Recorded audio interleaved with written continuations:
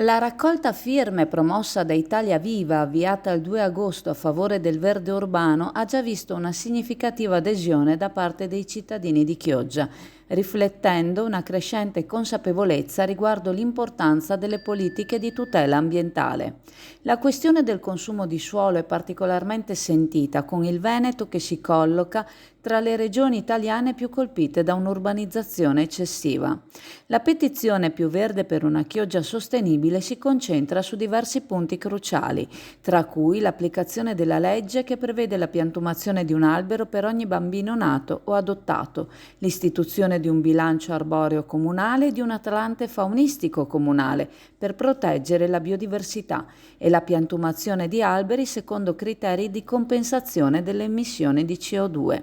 Tra le altre proposte, la creazione di un giardino dei giusti dell'umanità, la riqualificazione del Parco degli Elci in via Zeno e l'adozione di politiche di verde urbano basate sul principio l'albero giusto al posto giusto con la cura giusta. Questi obiettivi riflettono un forte impegno per un futuro più verde e sostenibile per Chioggia.